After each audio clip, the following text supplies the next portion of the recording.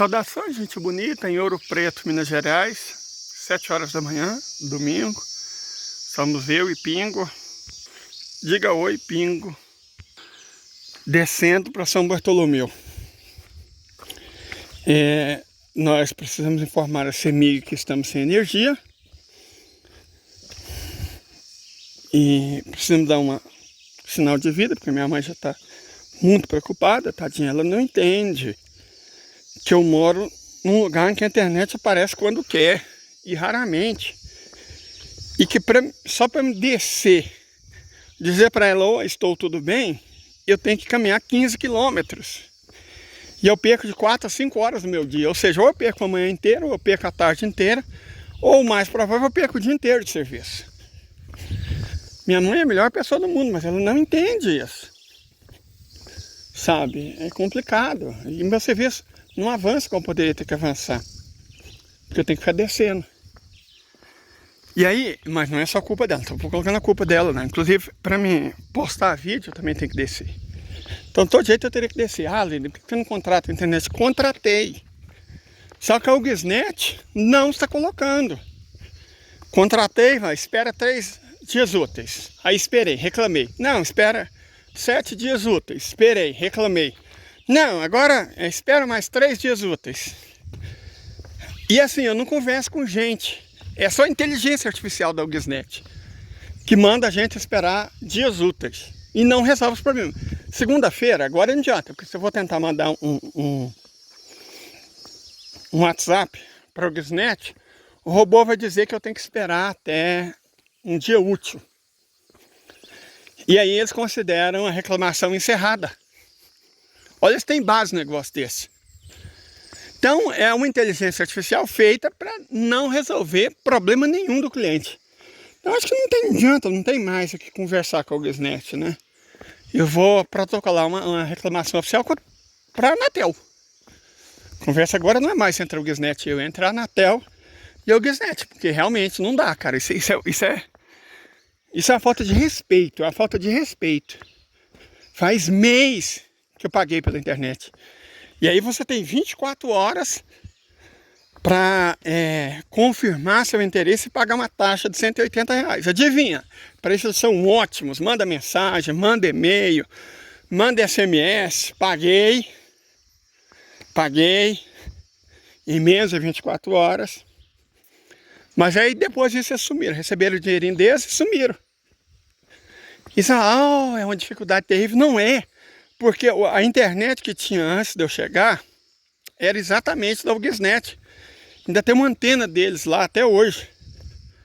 Então, né? Não é uma dificuldade de outro mundo colocar a internet lá, não. Eu estou reclamando explicitamente dessa empresa, UGSNet. Se vocês precisarem, gente, olha, reflitam bastante. Ah, Leide, por que você não contratou Starlink? Por 2 motivos. Primeiro, que eu não tinha dinheiro para comprar antena. Na verdade, 3, né? Segundo, porque eu tinha que esperar 4 a 5 semanas. Eu nunca imaginei que a UGSNet, que fala que entrega em poucos dias, também me tomaria 4 a 5 semanas. E terceiro, e mais importante, eu não tenho cartão de crédito. Então esse é um obstáculo insolúvel. Certo? Não tem o que fazer. Por esse motivo eu não contratei a UGSNet. Starlink. Uma lástima. Agora vamos ver o que vai acontecer, né? Se a UGSNet finalmente resolve colocar a internet pela qual eu paguei lá em casa. E vou falar para vocês, a mensalidade deles é bem mais cara que a da Starlink. E o serviço parece que não é tão bom igual o da Starlink, não. Mas o que eu posso fazer? Não tem o que eu posso fazer. Certo? A realidade é essa. O tempo está fechado, vai chover, não sei se eu vou molhar indo. Certeza que eu vou molhar voltando, então não sei se eu vou molhar tanto indo quanto voltando. Mas aí entra a questão, o que eu posso fazer? Tem que informar a CEMIG que a energia caiu por causa da tempestade. Tem que acalmar minha mãe, dizendo que eu estou vivo e que eu estou bem, mesmo eu tendo perdido o domingo inteiro, né? Para descer e falar que eu estou bem. Tem que postar vídeo, porque os israelenses fizeram uma palhaçada, né? Para tentar dizer que ainda estava poderoso e atacar o Irã. Inclusive, deixa eu falar um pouco mais sobre isso.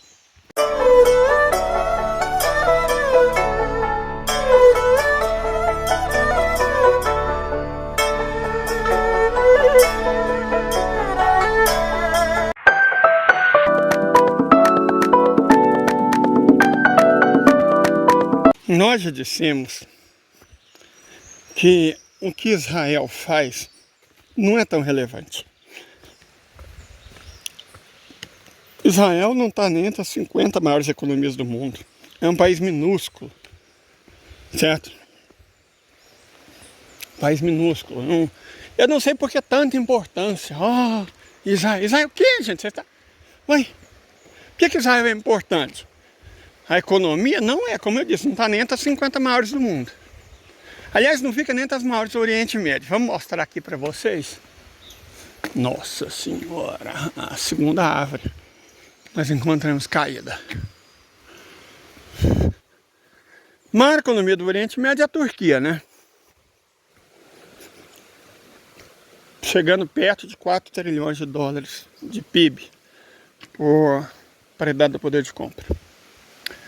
A segunda maior é a da Arábia Saudita, bem mais de 2 trilhões de dólares.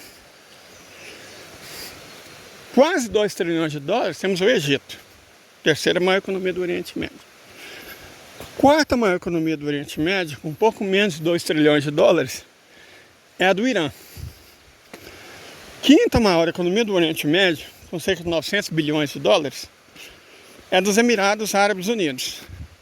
Sexta economia do Oriente Médio, com cerca de 600 bilhões de dólares, é a do Iraque. A do Estado ilegítimo, antes do conflito, tinha cerca de meio trilhão de dólares, mas não tem estudo não. Porque ela sofreu perdas avassaladoras no PIB. Está disfarçando, esses órgãos tudo ajudando Israel a disfarçar, mas estima-se que Israel deve ter perdido entre 20% e 30% do PIB por conta dessa guerra, o que faz total sentido. Não tem mais turismo, quem vai para um país em guerra? E o turismo era importantíssimo para Israel. Não tem mais turismo, o comércio foi para o saco, o setor de serviços degringola, porque quem vai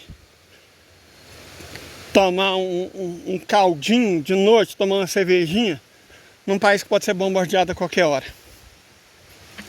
A indústria está em frangalhos, que além de ela já ser pequena, lembrando, Israel é um país minúsculo, ela dependia muito do fornecimento de itens essenciais chineses, que simplesmente não está fornecendo mais. Então a indústria de Israel está numa situação, né? Os portos, o porto de Eilat está inoperante há quase um ano. Os houthis não deixam nada entrar nem sair de lá. Então sobraram os dois portos do Mediterrâneo. Haifa, está sob bombardeio constante daquele grupo do Líbano, e Asdod, que é o único que ainda funciona. Mas parece que os houthis vão desoperacionalizar ele em breve. Então eles não têm como importar, não tem como exportar, não tem como produzir.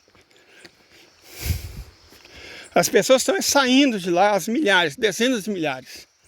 O aeroporto Ben Gurion está lotado todos os dias de gente saindo, não de gente chegando.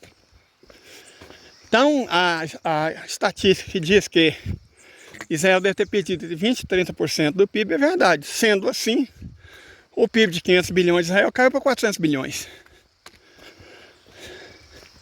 Então está bem longe de ser uma das maiores economias do mundo. Não, repito, não está nem entre as 50. Qual que é essa importância exagerada de Israel? É um construto. É a mídia que cria um auê, dando a impressão que aquele paísinho menor que Sergipe, cuja população, 70%, se concentra numa área do tamanho do município de São Paulo, tem uma importância que de fato nunca teve. Nunca teve. É uma base para a OTAN, uma base para o Ocidente, uma base para os Estados Unidos e só. Não tem importância econômica, não tem importância tecnológica, não tem importância militar. Tinha nos anos 70, anos 80, quando só eles tinham aquela arma, né? Hoje nem isso, sabe por quê? Porque ficou claro que eles não têm mísseis para fazer essas armas que eles têm chegar nos alvos que eles procuram. Então não adianta você ter bomba atômica se você não tem míssil para levar eles até o alvo.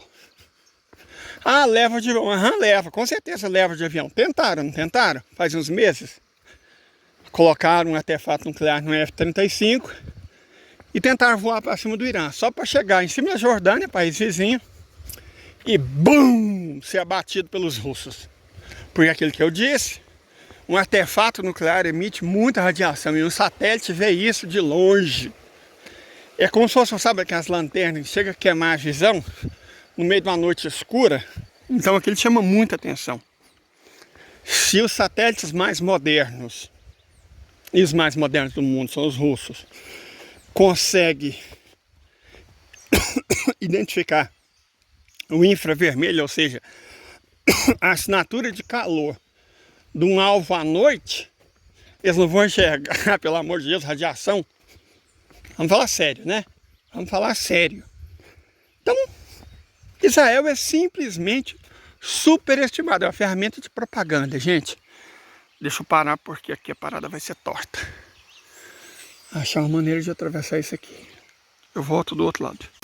Não sei se eu já comentei com vocês, eu sou geógrafo. Mas essa parte dos bons.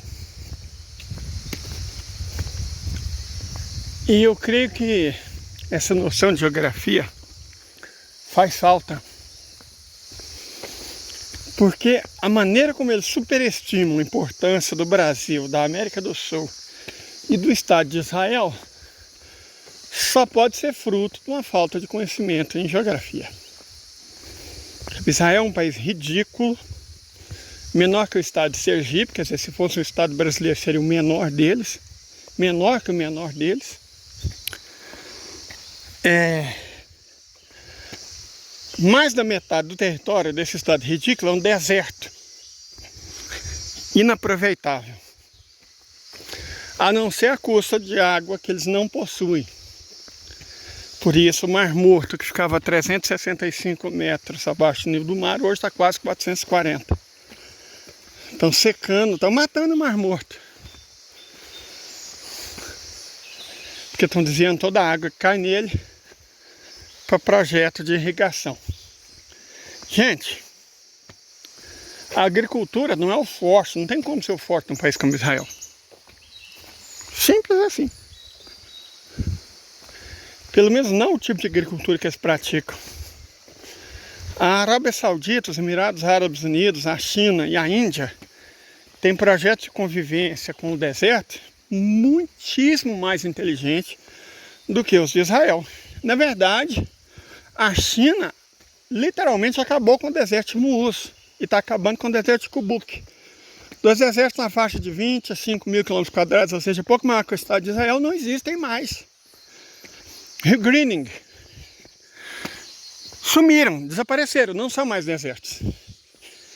A estratégia de você tirar a pouca água que você tem para o kibbutz, para a agricultura irrigada, é simplesmente estúpida.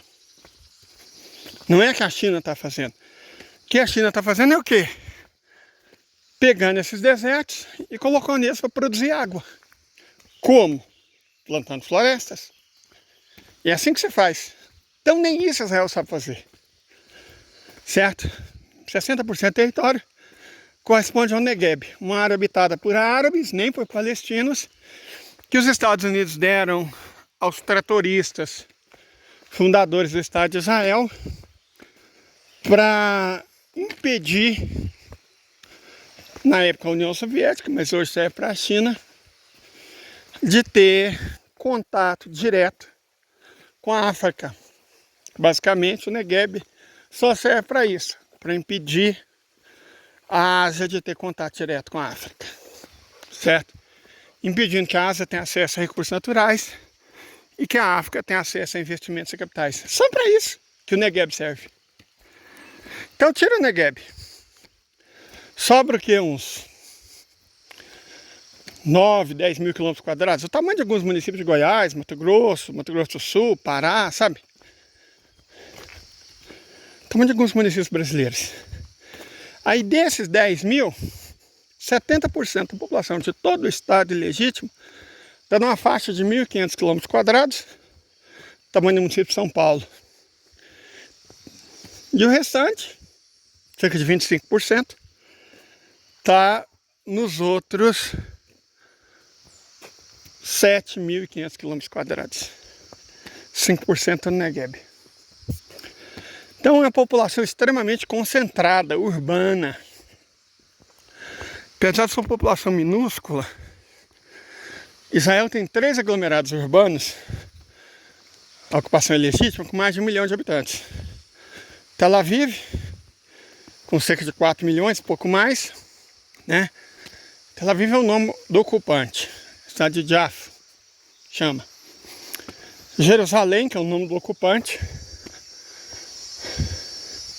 o nome da cidade é Al-Quds, e Haifa. Então nessas 3 cidades, você tem o quê? Uns 5/6 a 6/5 da população de todo o estado ilegítimo. É um país urbano, não tem como não ser urbano, já que não tem água.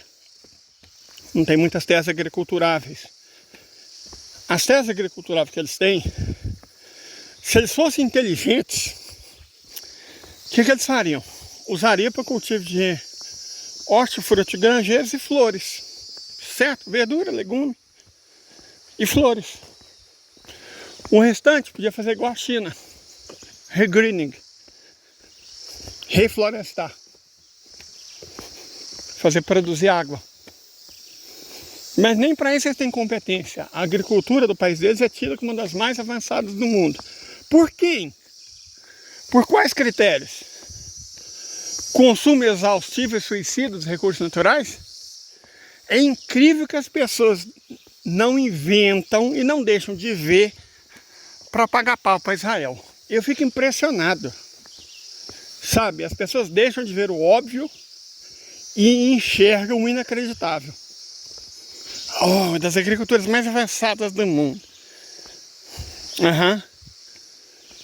Tá acabando com a água do país e é avançadíssima. Demais, né? Não, aí é fácil ser avançado, né? É só gastar todos os recursos naturais. Por favor, gente. Por favor, vamos falar sério aqui. Né? Então o que eu quero dizer? O que eu estava dizendo desde o começo. Israel é superestimado. A importância deles é superestimada. Ah, e o país tem bomba atômica. E tem como levar do ponto A ao ponto B? Não. Não tem. Ah, pode colocar num bombardeiro. Claro que pode. Um bombardeiro subsônico. Gente, deixa eu explicar uma coisa pra vocês. Não interessa qual bombardeiro. Bombardeiro supersônico mesmo é só o cisne branco, né? Tupolev Tu-22M3, russo. Mas vamos pegar um desses bombardeiros americanos, B-2, B-52. Eles são subsônicos. Sabe aquele invisível ao radar, que parece um morcegão do Batman? Que custa fazer 1.000 km/h. E não é invisível porcaria nenhuma. Os sérvios derrubaram aquele bombardeiro durante a guerra. Sérvios. Certo? O princípio é simples. Oh, ele não é detectável por radar. Vamos dizer que isso fosse verdade. Não é. Ele não é detectado por radar, mas emite onda de rádio. Então você não precisa pegar a assinatura acústica dele no radar. Basta você fazer 2 varreduras. A primeira, pegando a assinatura acústica de tudo que está no ar, porque o radar não vê, o radar ouve. Você pega a assinatura acústica de tudo que está no ar. Aí você passa uma segunda varredura, pegando tudo que está no ar e está emitindo onda de rádio. Aí você interpola os dois. O que está emitindo onda de rádio, mas não tem assinatura acústica, é exatamente o avião invisível. Foi assim que os sérvios fizeram.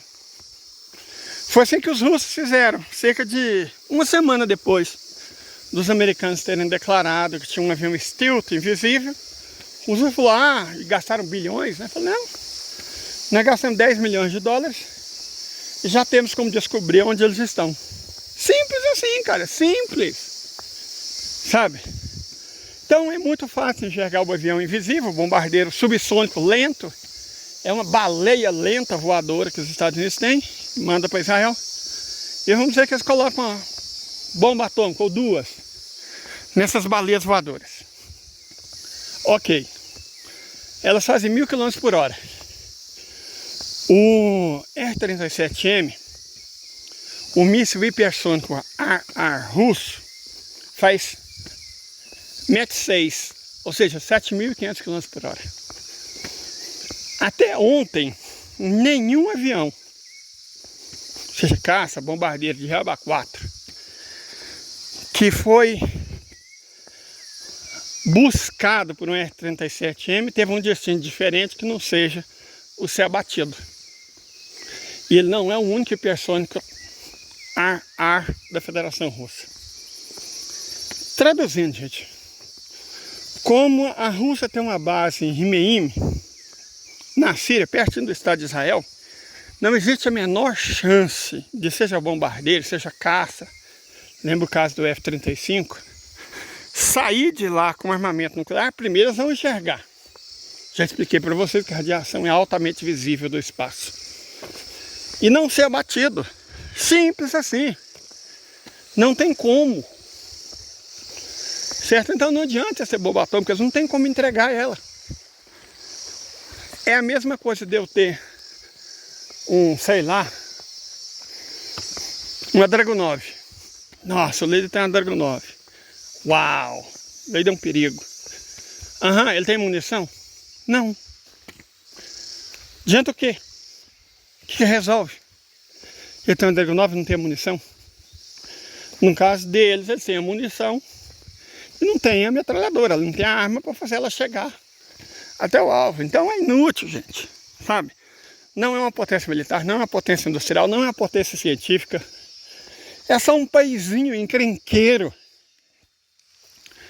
que os Estados Unidos e o Reino Unido criaram para impedir a paz na Ásia e no mundo. Só isso.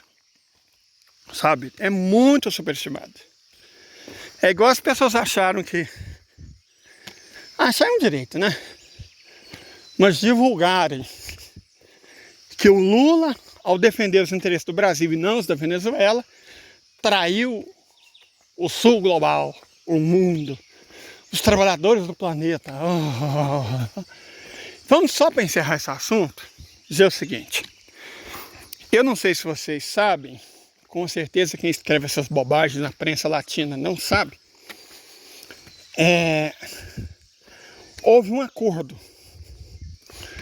de Barbados, certo?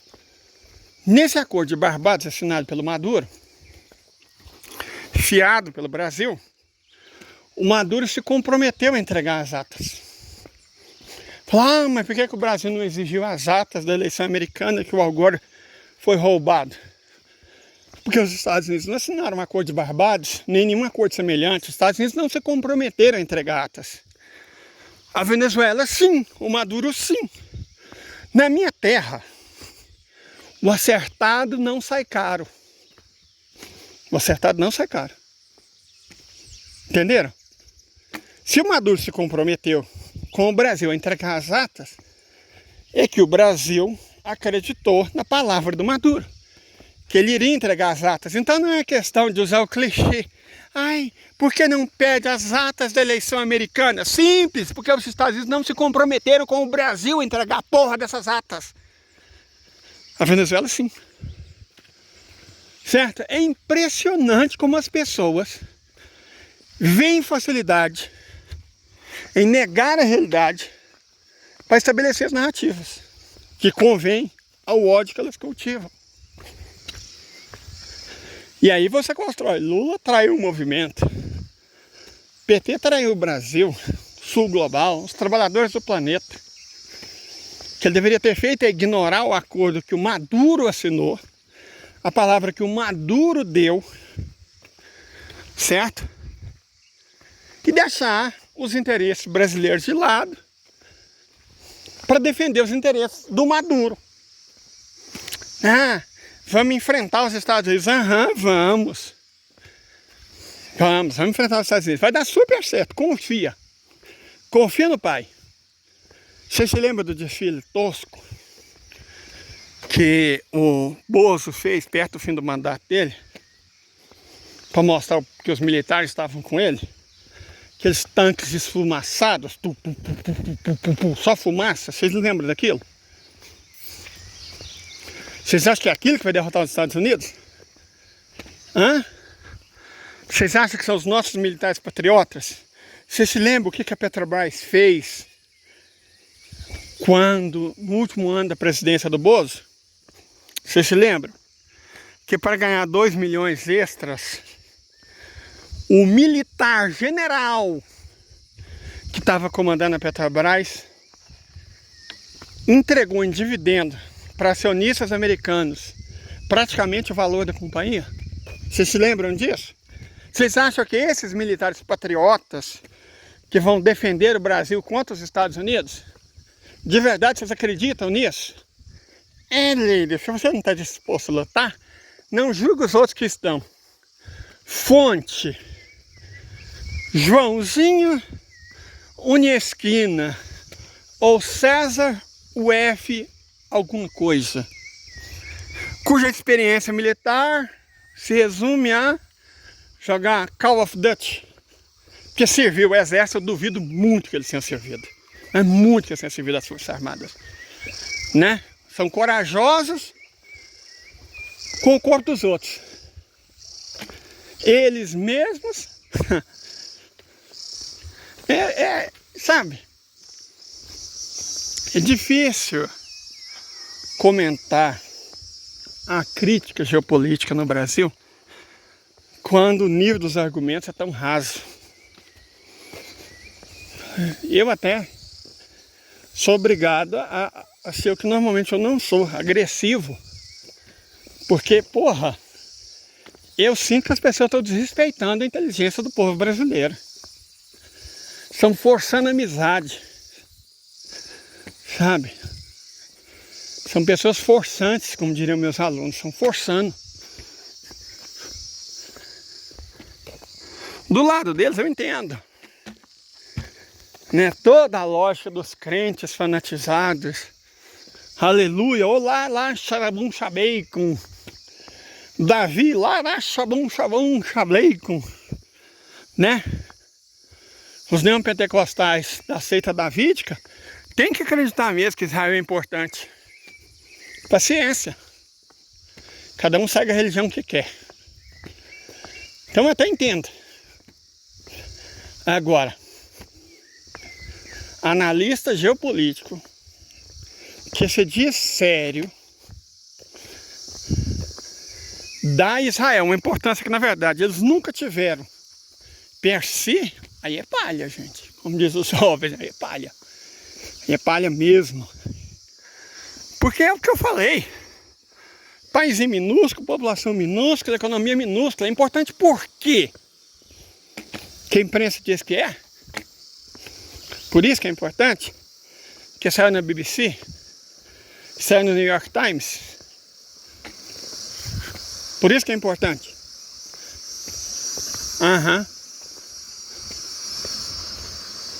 Gente, importa a Ucrânia.